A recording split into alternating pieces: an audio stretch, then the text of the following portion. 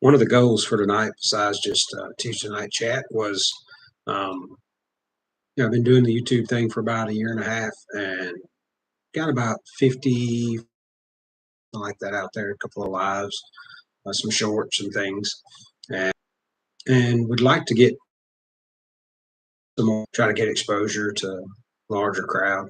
I want to help folks that are working, um, in their own garages. I work in a open garage. It's closed in on three sides, but it's open to the elements. You drive in and out of it. You can see that in my videos and those things where a lot of times we feel like we can't do something, we can't work on a project, engage with a vehicle because we don't have the space or we don't have the place to do it. Um, you as long as you've got some sort of area for your tools and some concrete's nice, but you don't have to have it. Because if you're using jacks and putting engines in and out, I've done my open garage. I've changed the engine, the transmission. I've changed um, brakes, stuff, normal type maintenance. I've also redone all of the interior on the pickup. The only thing that I lack is the seat to be recovered, so I'm saving money for that. But we painted the inside of my truck from in the driveway. I did all the sanding, all the welding, all the priming and the painting right here on the property. Um, I got my father-in-law to come out and spray the inside after I did all the body work and metal work and rust repair. And you can do all of that in your open garage. Don't be discouraged. Don't think that you can't. And it's okay that you're doing things on a budget. When you have a limited income and you're not going to charge a bunch of stuff on a credit card or anything like that. So you just want to make sure that you're giving attention to and that's just one of those things where um, you're not overextending yourself. You're not getting in a place where you're spending all your money and then you don't have food and you don't have medicine and you don't have gas to put in your car. I've got my family, so um, what I do is I each month I put a little bit of money back in our budget for me to spend on whatever I want to spend. My wife gets the same thing.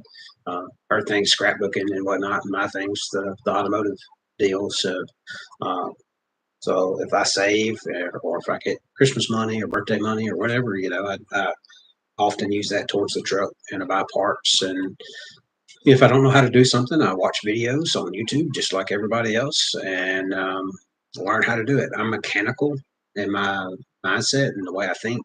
And so if I can see it and I have the tools to be able to do it, I'm willing to give it a try, whether that's on my personal vehicles that I drive every day or whether that's on the old truck that I'm working on. I've owned lots of different vehicles through the years and probably done more on this truck than I have on any, even though I've helped with a lot of vehicles with other people, friends, and neighbors and things like that in years past. But you can do it too. It doesn't matter who you are. If you're have any mechanical ability at all, you have some tools, and you can afford to do a little bit along. You can accomplish a lot. And whether it's saving up to redo your interior, whether it's putting an engine in your vehicle, yeah, it does require some things to be able to do that, but it's quite doable. So, encourage you to do that. It's always great to work on my hobbies. One of the things um, sometimes jobs that we do. I'm a pastor, so I love what I do there. Um, but sometimes in everyday job you don't know in everyday job you don't always um,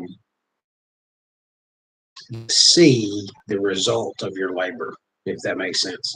Um, and that's true in ministry too, because I preach and I teach and I minister to people and all that, and I try to help people, and I get to see that it helps them some, but not always. You don't ever know what's going on in someone's heart, you know. But it's kind of like mowing grass. If you mow grass, you can see it, and it's like, oh wow, I did that. And so if you can work on your project vehicle and you can take pride in what you did, and it's yours. I mean, it doesn't matter if somebody else doesn't like it, it's your vehicle. You can, if you like it, it's fine. Um, and not everybody's going to like your vehicle. Not everybody's going to appreciate it, and that's all right too. But as long as you enjoy it, and it's good to look back and see how far you've come. I've had my truck for I guess about 5 years now. And it's been a really slow process, just money and life changes. I moved and stuff, and couldn't work on it for a while, and blown up, and it had to sit for over a year before I could do anything with it. And so now, I'm starting to enjoy it a little bit more. Got the engine built back in, and just enjoying it. So if you watch this later, right now I don't have anybody tuning in, but if you watch this later, just would encourage you to check out some of my content.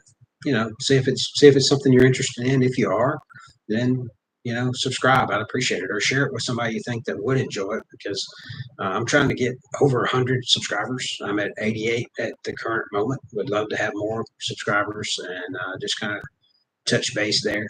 Would love to chat with anybody, either through comments later on, because I always check my comments, and if somebody comments, I'm pretty quick to respond.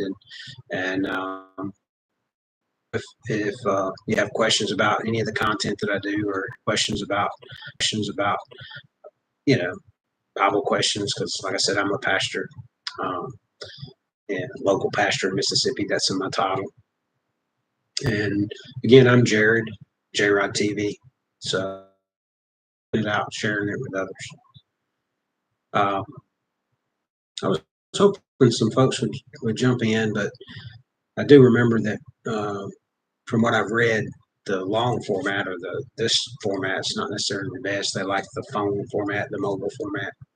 So my next live, I probably should do the mobile style live, and then pull it up so I can see the chat. It's just when you're on the mobile. So I'm on a computer.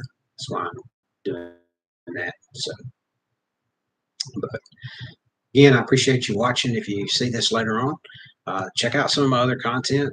Give me a like. Give me comments. Tell me, tell me what you like the most. What type of YouTube content you like. Tell me what car content you like, and I'll share some of those. I love Vice Grip. Love those guys from the Motor Trend Network, and they all doing YouTube now. And I watch other stuff too, but for the most part, my car content comes from those guys. And I watch some Cletus McFarland stuff, and a few other guys, Lucky Costa and all that. But uh, just those are my favorite kind of YouTube, car content folks. And then when it comes to um, like my favorite cars, I have an 85 C10. Would I say that is my favorite vehicle of all time? No, I wouldn't. Um, is it a vehicle that I could afford, a hot rod that I could get into? Absolutely. At the time, I was able to purchase it at a reasonable price, and I've been able to do as good as I can afford currently. I love older cars from the 50s and the 60s, muscle cars, Novas and Chevelles, and Pontiacs and things like that. I love all those things. I love Mopars even, but it's just one of those things that financially, a lot of those cars have gotten out of the reach of the everyday guy. So, the square bodies was a good entry point for me. The OBS trucks are an entry point for other people. And then there's still some V8 cars out there that you can pick up that are pretty easy if you want to really be the budget hot rodder. I'll show you a tag I had made to go on my truck, and I'm trying to decide a name, but the tag that that I had made personalized for me is Backyard Garage, home of the poor man's hot rod. That's where hot rodding's been all of its time, is in the backyards and the garages of, you know, just the average guy, you know, along through the years. And so uh, that's where that stuff's always been built. And